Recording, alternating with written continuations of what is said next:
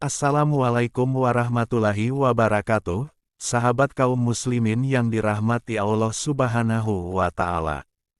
Kembali lagi dengan channel Bamir Witles. Kali ini admin akan membahas materi dari kitab Bahaya Lisan pada bab yang pertama, Ghibah dan Namimah bagian keempat. Tema pembahasan, ancaman bagi pelaku ghibah. Apa yang disebut ghibah? Ghibah atau menggunjing adalah membicarakan orang lain yang kita bicarakan itu tidak ada di sisinya dengan suatu perkataan yang apabila ia mendengarnya maka membuatnya ia tidak suka. Dalam sebuah hadis riwayat Imam Muslim dari jalan sahabat Abu Hurairah radhiyallahu anhu bahwa Nabi Shallallahu alaihi wasallam bersabda. Artinya, tahukah kalian apa itu ghibah? Para sahabat menjawab, Allah dan Rasul-Nya yang lebih tahu. Kemudian beliau Shallallahu alaihi wasallam bersabda, ghibah adalah engkau membicarakan tentang saudaramu sesuatu yang dia benci. Ada yang bertanya, wahai Rasulullah, bagaimana kalau yang kami katakan itu betul-betul ada pada dirinya? Beliau Shallallahu alaihi wasallam menjawab, jika yang kalian katakan itu betul, berarti kalian telah berbuat ghibah. Dan jika apa yang kalian katakan tidak betul, berarti kalian telah memfitnah, mengucapkan suatu kedustaan. Hadis riwayat Imam Muslim nomor 4690. Makna ghibah. Haramnya menghibah. Masalah ghibah kelihatannya adalah masalah yang sepele dan ringan, akan tetapi sebenarnya masalah ini adalah masalah yang sangat berat karena menyangkut kehormatan seseorang. Apalagi kalau yang digibah adalah saudara muslim kamu sendiri yang mana kehormatan seorang muslim sangat dijaga. Rasulullah bersabda, sesungguhnya darah-darah kalian, harta-harta kalian, dan juga kehormatan kalian semua itu adalah haram atas kalian sebagaimana kesucian hari kalian ini, hari Arafah pada bulan kalian ini dan di negeri kalian yang suci ini. Mengenai hukum haramnya ghibah, dalilnya sudah sangat jelas sekali baik yang terdapat dalam Al-Quran maupun hadis Nabi dan kesepakatan kaum muslimin sendiri. Menggibah adalah perbuatan kemungkaran yang sangat besar yang sangat diharamkan, bahkan termasuk dari dosa-dosa besar. Hal ini berdasarkan firman Allah Ta'ala. Artinya, janganlah sebagian kalian menggunjing, menggibahi sebagian yang lain.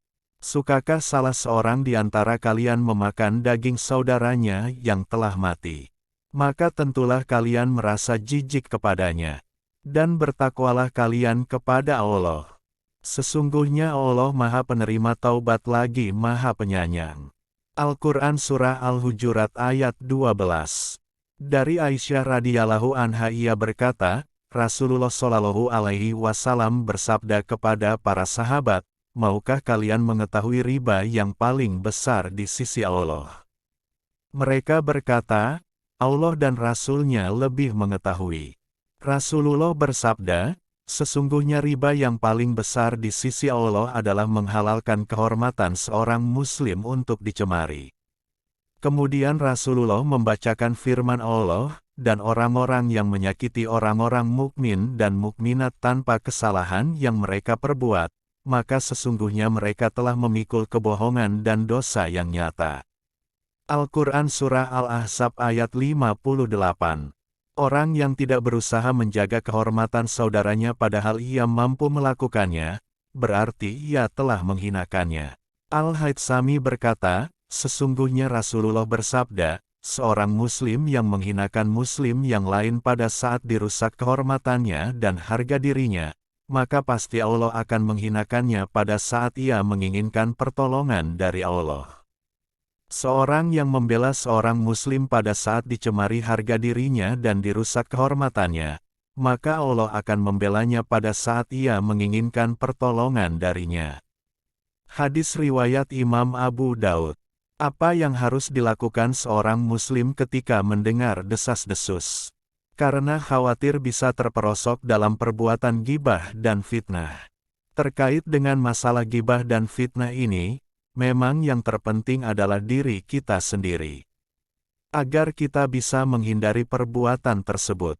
secara khusus adalah melihat kepada diri kita sendiri, introspeksi diri, apakah kita masih bergibah, sehingga bagaimana caranya agar kita menjauhkan diri dari gibah. Jadi bukan sekedar mengklaim orang lain bergibah atau tidak, karena orang lain, biarkan itu menjadi urusan Allah. Tapi tentu pribadi kita sendiri, semoga saja selamat dari perbuatan tersebut. Karena desas-desus adalah hal yang bisa menjerumuskan dalam gibah dan fitnah sekaligus, maka kita harus menghindari. Pertama, bila mendengar desas-desus, maka jangan dipedulikan. Jauhilah. Anggaplah itu godaan setan yang bisa menjerumuskan. Kemudian dalam menerima berita, sangat sulit menerimanya dari yang bukan sumbernya. Untuk itu anggaplah desas-desus yang harus dijauhi, sehingga kita tidak terjebak dalam kesalahan. Termasuk berita-berita infotainment, sebenarnya itu termasuk berita yang kategorinya banyak yang masih desas-desus. Apakah ada kondisi tertentu, kita dibolehkan membicarakan orang? Ada hal tertentu, di mana para ulama membolehkan gibah. Yakni karena 6 alasan. 1. Mengadukan kezaliman. 2. Menjadikan gibah sebagai jalan mengubah kemungkaran. 3. Meminta fatwa. 4. Memberikan peringatan kepada kaum muslimin dari kejahatan, hal ini termasuk dalam kategori nasihat. 5. Menceritakan orang yang terang-terangan melakukan kefasikan. 6. Mencari rawi dan saksi yang cacat. Ini semua ditujukan untuk melakukan kebaikan. Tentu harus sangat berhati-hati karena semuanya harus dilakukan untuk kepentingan yang baik dalam rangka menegakkan hukum syara. Bukan yang lain, seperti mencari manfaat atau kepentingan yang lain selain penegakan hukum syara. Disinilah keimanan dan ketakwaan yang kuat harus melekat pada diri setiap muslim. Hanya Allah yang Maha mengetahui segalanya. Demikian yang bisa kami sampaikan, semoga bermanfaat dan dapat diambil pelajarannya. Akhir kata, kami ucapkan wassalamualaikum warahmatullahi wabarakatuh.